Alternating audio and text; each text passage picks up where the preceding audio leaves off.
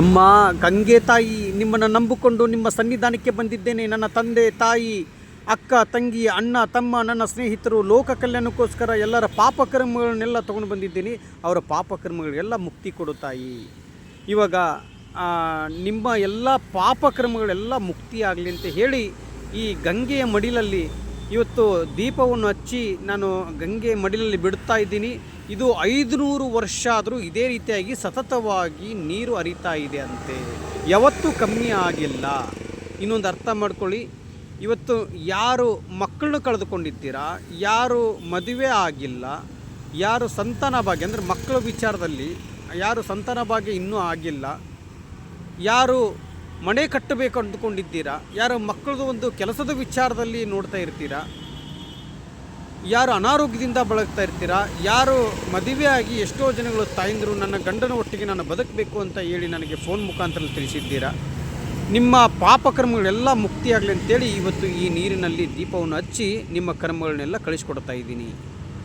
ಎಲ್ಲರಿಗೂ ಒಳ್ಳೆಯದಾಗಲಿ, ನೀವು ಮನಸ್ಸಲ್ಲಿ ಏನು ಅಂದುಕೊಂಡಿದ್ದೀರಾ ಅದೆಲ್ಲ ಯಶಸ್ವಿ ಆಗಲಿ ಅಂತ ಹೇಳಿ ಇವತ್ತು ಈ ಗಂಗೆಯ ಮಡಿಲಲ್ಲಿ ಬಂದು ಪೂಜೆಯನ್ನು ಮುಗಿಸಿಕೊಂಡು ಎಷ್ಟೋ ಜನಗಳು ತಾಯಂದಿರು ಕುಗ್ಗಿ ಹೋಗ್ತಾ ಇದ್ದಾರೆ. ನೀವು ಯಾರು ಕುಗ್ಗಬಾರ್ದು ನನ್ನ ತಾಯಂದಿರೇ.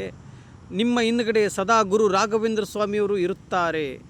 ನಿಮ್ಮ ಪಾಪಕರ್ಮಗಳು ಏನೇ ಒಂದು ಮಾಡಿದರೂ ಆ ಕಷ್ಟ ನನ್ನಲ್ಲೇ ಮುಕ್ತಿ ಆಗಲಿ, ನನ್ನನ್ನು ನಂಬ್ಕೊಂಡು ಬಂದಂಥ ಭಕ್ತಾದಿಗಳು ಯಾರ್ದು ಕರ್ಮಗಳು ಇರಬಾರ್ದು ಅಂತ ಹೇಳಿ ಎಲ್ಲ ನಮಗೋಸ್ಕರ ಬೃಂದಾವನದಲ್ಲಿ ಜಪ ಮಾಡುತ್ತಾ ಕುಳಿತಿದ್ದಾರೆ. ಇವತ್ತು ನಿಮ್ಮೆಲ್ಲರಿಗೋಸ್ಕರ ಇವತ್ತು ಪಾಪಕರ್ಮಗಳನ್ನು ತಗೊಂಡು ಬಂದು ಈ ಗಂಗೆಯ ನದಿಯಲ್ಲಿ, ಅಂದರೆ ಈ ನದಿಯಲ್ಲಿ ಈ ಗಂಗೆಯ ಮಾತೆ ಈ ಬಂದು ನಿಮ್ಮ ಕರ್ಮಗಳು ಕಳೆದು ಹೋಗಲಿ ಅಂತೇಳಿ ಒಂದು ಪೂಜೆಯನ್ನು ಮುಗಿಸಿ 9 ಸತಿ ನೀರಿನಲ್ಲಿ ಮುಳುಗ್ತೀನಿ. ಇವಾಗ 9 ಸತಿ ನೀರಿನಲ್ಲಿ ಮುಳುಗದಂಥ ಸಂದರ್ಭದಲ್ಲಿ ಆಮೇಲೆ ಗೊತ್ತಾಗುತ್ತೆ ಕರ್ಮಗಳು ಮುಕ್ತಿ ಆಯಿತು ಕಂದ, ಚಿಂತೆ ಮಾಡಬೇಡ ಅಂತ ಹೇಳು ನನ್ನ ಮಕ್ಕಳಿಗೆ ಅಂತ ಹೇಳಿದ್ದಾರೆ.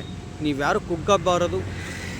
ನಿಮ್ಮೆಲ್ಲರ ತಂದೆ ಗುರು ರಾಘವೇಂದ್ರ ಸ್ವಾಮಿಯವರು ಎಲ್ಲರಿಗೂ ಒಳ್ಳೆಯದಾಗಲಿ ತಂದೆ. ಇವತ್ತು ನಾನು ನೀರಿನಲ್ಲಿ ಕರ್ಮದ ಜೊತೆನೇ ಹೋಗ್ಬಿಡಲಿ, ಕರ್ಮ ಮತ್ತೆ ಬರೋದು ಬೇಡ. ಮತ್ತೆ 9 ಸತಿ ನೀರಿನಲ್ಲಿ ಮುಳುಗ್ತಾ ಇದ್ದೀನಿ. ಒಂದು ಕೌಂಟ್ ಮಾಡಿ ಎಷ್ಟಾಗುತ್ತೆ ಅಂತ.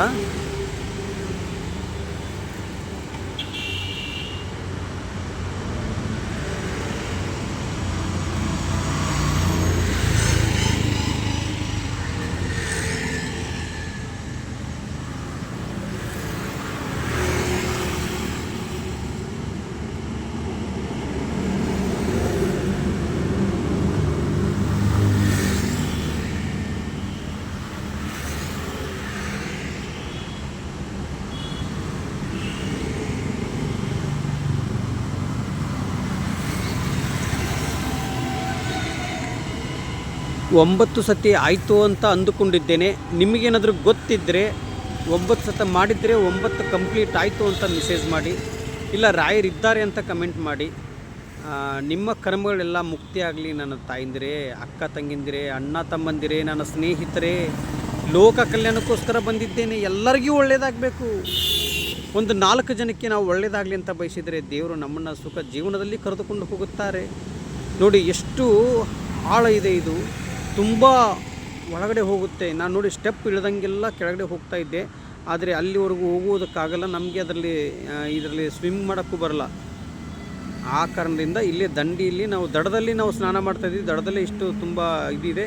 ಇವರು ಇಲ್ಲಿ ನಿಂತ್ಕೊಂಡಿದ್ದಾರೆ, ಅದು ಕಟ್ಟೆ ಅಂದರೆ ಒಂದು ಇದೆ, ಅಲ್ಲಿ ಕಲ್ಲು ಬಂಡೆ ಇದೆ, ಅದರ ಮೇಲೆ ನಿಂತ್ಕೊಂಡು ಸ್ನಾನ ಮಾಡ್ತಾಯಿದ್ದಾರೆ. ಪಕ್ಕದಲ್ಲಿ ತುಂಬ ಆಳ ಇದೆ.